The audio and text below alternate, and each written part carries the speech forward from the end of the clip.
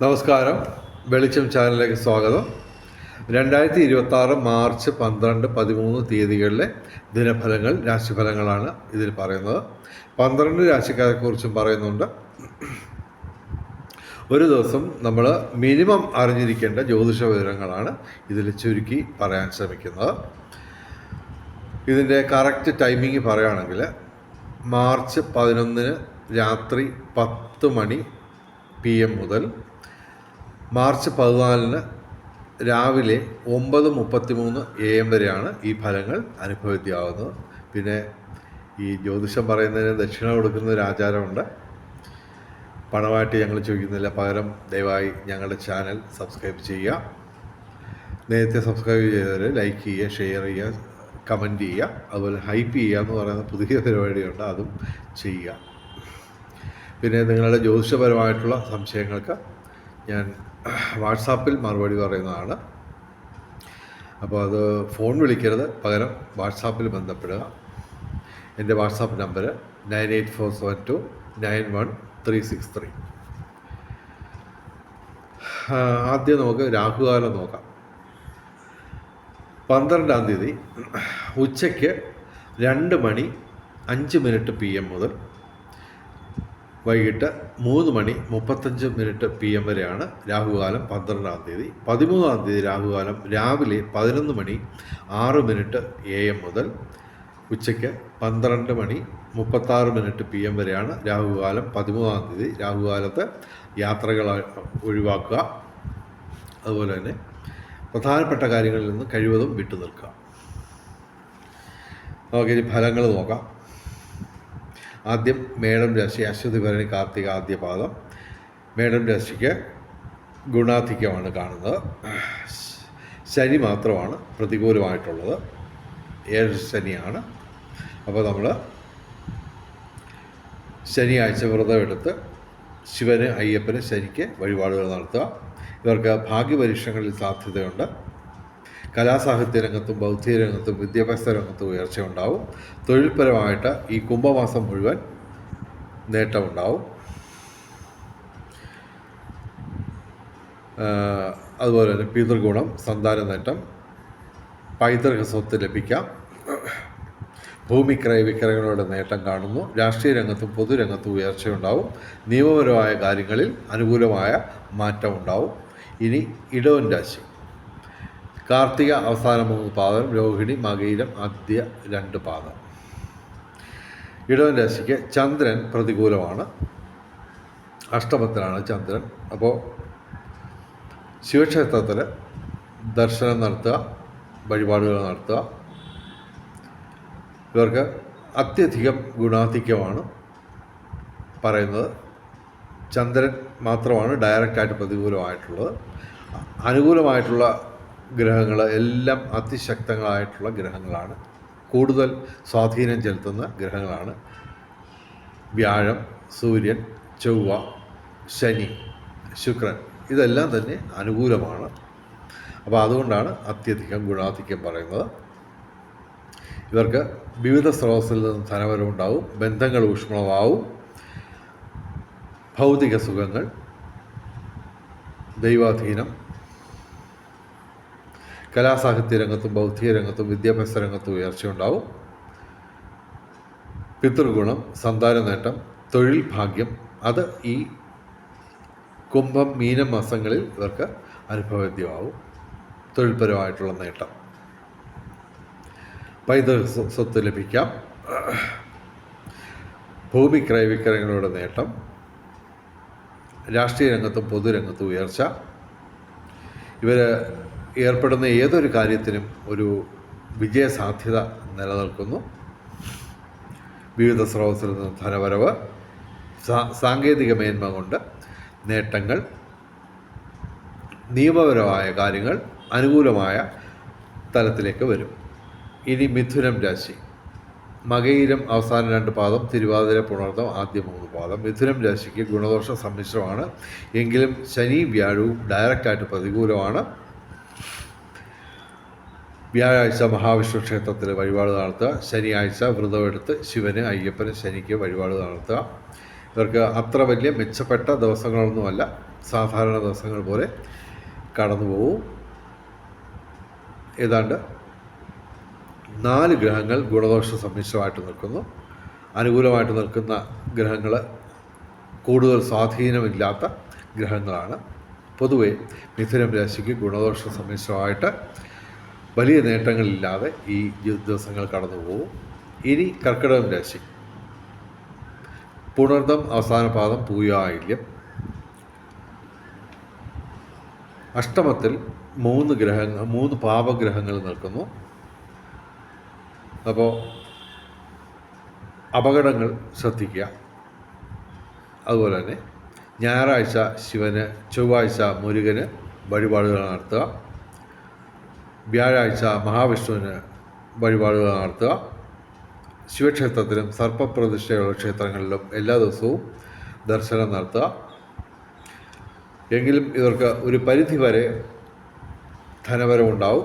കലാസാഹിത്യ രംഗത്തും ബൗദ്ധിക രംഗത്തും വിദ്യാഭ്യാസ രംഗത്തുമൊക്കെ ഒരു പരിധിവരെ നേട്ടങ്ങളുണ്ടാവും. എങ്കിലും പൊതുവെ കർക്കിടകം രാശിക്ക് അല്പം ദോഷാധിക്യമുള്ള ദിവസങ്ങളാണ്. ഇനി ചിങ്ങം രാശി, മകം പൂര ഉത്രം ആദ്യപാദം. വ്യാഴം 11ാം ഭാവത്തിലാണ്. എങ്കിലും 5 പാപഗ്രഹങ്ങൾ ഡയറക്റ്റായിട്ട് പ്രതികൂലമാണ്. അപ്പോൾ ഇവർക്ക് ദോഷാധിക്യമാണ് ഞങ്ങൾ പറയുന്നത്. വ്യാഴത്തിൻ്റെ ആ അനുകൂലാവസ്ഥ കൊണ്ട് ഇതൊന്നും പൂർണ്ണമായിട്ടും പരിഹരിക്കാൻ ഒക്കില്ല. വിവിധ സ്രോതസ്സിൽ നിങ്ങൾക്ക് ധനവരവ് ഉണ്ടാവുമെങ്കിൽ എല്ലാത്തിനും ഒരു തടസ്സമാണ് ഞങ്ങൾ പറയുന്നത്. ഞായറാഴ്ച ശിവന്, ചൊവ്വാഴ്ച മുരുകന്, ബുധനാഴ്ച ശ്രീകൃഷ്ണന് വഴിപാട് നടത്തുക. 7ാം ഭാവത്തിലാണ് ഇവർക്ക് 3 പാപഗ്രഹങ്ങൾ വരുന്നത്. അപ്പോൾ ജീവിത പങ്കാളിയായിട്ട് പ്രശ്നങ്ങളുണ്ടാവാം. അത് വിവേകപൂർവ്വം പരിഹരിക്കുക. ശനിയാഴ്ച ശിവന്, അയ്യപ്പന്, ശനിക്ക് വഴിപാട് നടത്തുക. അഷ്ടമശനിയാണ്. പൊതുവെ അത്ര മെച്ചപ്പെട്ട ദിവസങ്ങളല്ല ചിങ്ങം രാശിക്ക്. പ്രധാനപ്പെട്ട കാര്യങ്ങളൊക്കെ മറ്റു ദിവസങ്ങളിലേക്ക് മാറ്റിവെക്കുന്നതാണ് ഉചിതം. ഇനി കന്യരാശി, ഉത്രം അവസാന 3 പാദം, അത്തം ചിത്തിര ആദ്യ 2 പാദം. കന്യരാശിക്ക് ഗുണാധിക്യമാണ്. ശനിയാഴ്ച ഇവർ ശിവന്, അയ്യപ്പന്, ശനിക്ക് വഴിപാട് നടത്തുക. ഭൂമി ക്രയവിക്രയങ്ങളുടെ നേട്ടമുണ്ടാവും. രാഷ്ട്രീയ രംഗത്തും പൊതുരംഗത്തും ഉയർച്ചയുണ്ടാവും. നിയമപരമായ കാര്യങ്ങളിൽ നേട്ടമുണ്ടാവും. ഇവർക്ക് ശത്രുക്കൾ നിഷ്പ്രഭരാവും.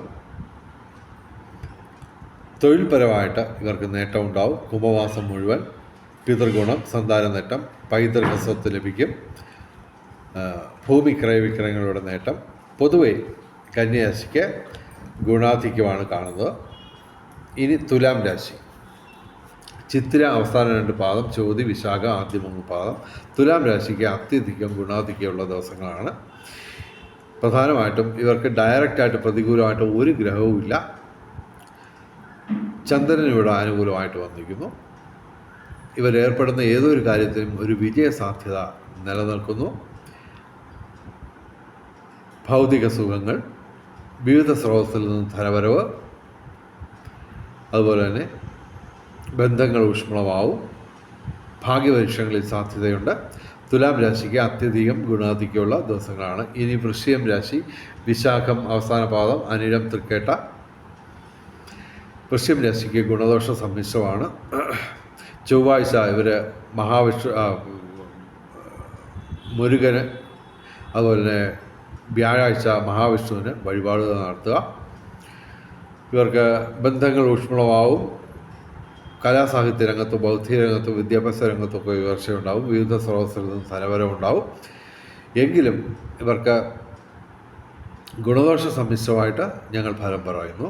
ഇനി ധനുരാശി, മൂലം പൂരാട ഉത്രാട ആദ്യ പാദം. ധനുരാശിക്ക് അത്യധികം ഗുണാധിക്യമുള്ള ദിവസങ്ങളാണ്. 7 ഗ്രഹങ്ങൾ ഡയറക്റ്റായിട്ട് അനുകൂലമായിട്ട് നിൽക്കുന്നു. ശനി പ്രതികൂലമാണ്, കണ്ടകശനിയാണ്. അപ്പോൾ ശിവന്, അയ്യപ്പന്, ശനിക്ക് ശനിയാഴ്ച വ്രതമെടുത്ത് വഴിപാടുകൾ നടത്തുക. ബന്ധങ്ങൾ ഊഷ്മളമാവും. പുതിയ സുഹൃത്തുക്കളെ കിട്ടും. അതുവഴി നേട്ടങ്ങൾ ഇപ്പോൾ അല്ലെങ്കിൽ പിന്നീട് ഉണ്ടാകുന്നതാണ്. വിവിധ സ്രോതസ്സിൽ ധനവരവ്, ഭൗതിക സുഖങ്ങൾ, ഭാഗ്യപരീക്ഷണങ്ങളിൽ സാധ്യതയുണ്ട്. പിതൃസ്വത്ത് ലഭിക്കാം.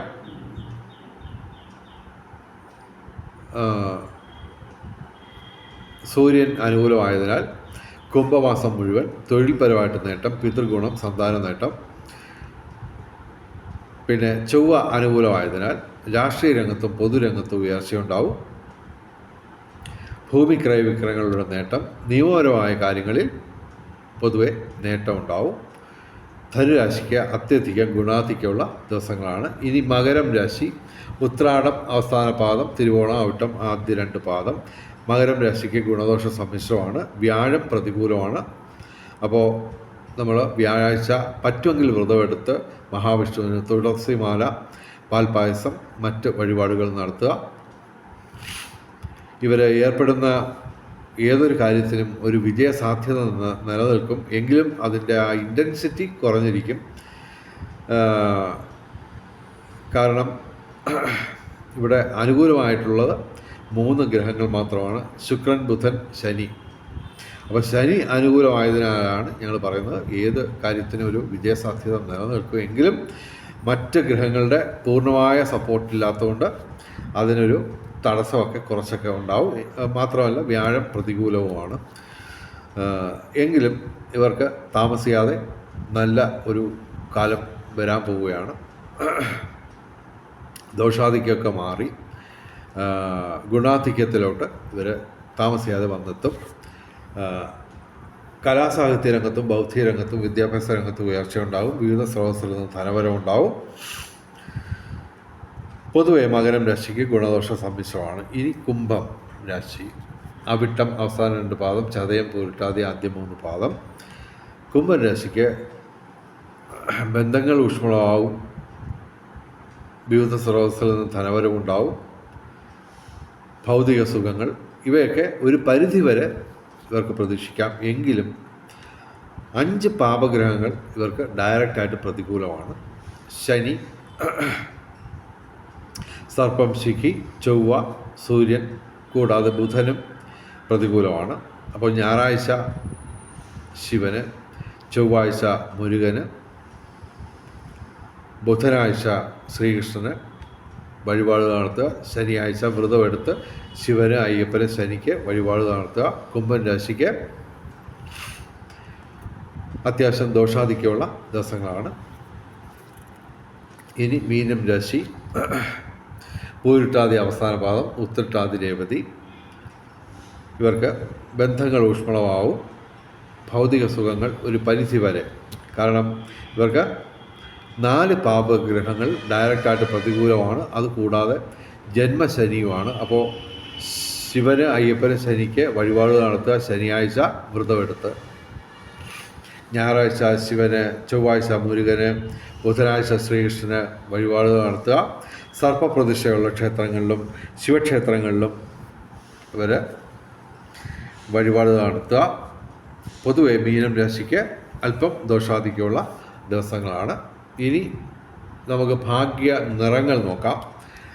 വ്യാഴാഴ്ച 12-ാം തീയതി മഞ്ഞ, 13-ാം തീയതി വെള്ളിയാഴ്ച ചുവപ്പ്, വെള്ള, അല്ലെങ്കിൽ ഇവയുടെ ഇളം നിറങ്ങൾ, അതല്ലെങ്കിൽ ഈ നിറങ്ങൾ ഡിസൈനായിട്ട് വരുന്ന വസ്ത്രങ്ങൾ ധരിച്ചാൽ ഭാഗ്യവർദ്ധനം ഉണ്ടാകുന്നതാണ്. ഇനി ബ്രഹ്മമുഹൂർത്തം നോക്കാം. 12-ാം തീയതി രാവിലെ 5:02 AM മുതൽ രാവിലെ 5:50 AM വരെയാണ് 12-ാം തീയതി ബ്രഹ്മമുഹൂർത്തം. 13-ാം തീയതി 5:01 AM മുതൽ 5:49 AM വരെയാണ് 13-ാം തീയതി ബ്രഹ്മമുഹൂർത്തം. അഭിജിത്ത് മുഹൂർത്തം 12-13 തീയതികളിൽ ഉച്ചയ്ക്ക് 12:12 PM മുതൽ 1 PM വരെ അഭിജിത്ത് മുഹൂർത്തമാണ് 12-13 തീയതികളിൽ. അഭിജിത്ത് മുഹൂർത്തത്തിലും ബ്രഹ്മമുഹൂർത്തത്തിലും പ്രധാനപ്പെട്ട കാര്യങ്ങൾ ചെയ്യാൻ ശ്രമിക്കുക. ബ്രഹ്മമുഹൂർത്തത്തിൽ പ്രാർത്ഥനകൾക്കും ക്ഷേത്ര ദർശനത്തിനും പ്രാധാന്യം നൽകുക. ഇനി ഭാഗ്യ നമ്പറുകൾ പറയാം. 12-3-2026 7 ഏറ്റവും വലിയ ഭാഗ്യസംഖ്യ. 3, 2, 1, 9, 6 ഇവയും ഭാഗ്യസംഖ്യകളാണ്. 13-3-2026 8 ഏറ്റവും വലിയ ഭാഗ്യസംഖ്യ.